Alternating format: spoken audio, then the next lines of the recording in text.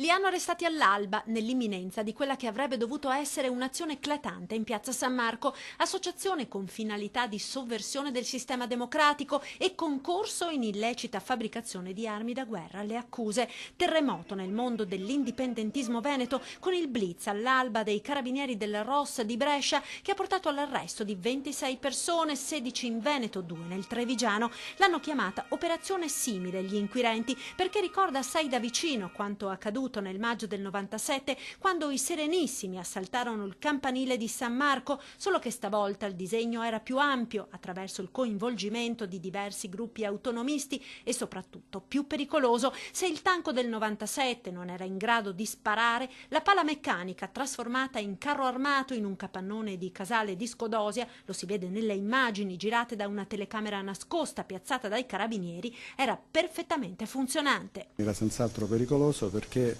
non solo dotato di sistemi audiovisivi, ma anche dotato di una bocca da fuoco che ancora non era stata montata, ma il cui utilizzo era già stato provato con delle prove a salva. L'escavatore corazzato doveva essere portato a San Marco nell'ambito di una manifestazione con centinaia di persone anche armate.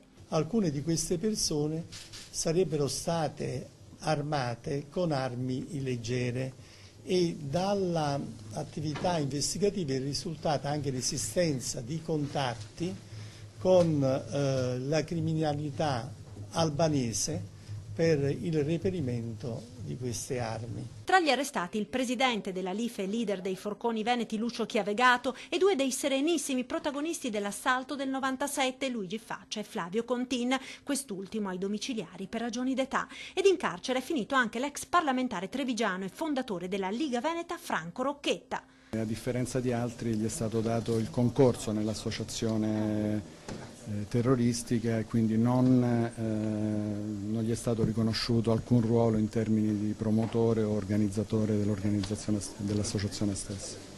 In carcere anche l'indipendentista Maria Marini di Volpago del Montello, membro del Movimento di Liberazione Nazionale del Popolo Veneto, cappeggiato da Sergio Bortotto e Paolo Gallina, già al centro dell'inchiesta per associazione paramilitare della Poesia Veneta.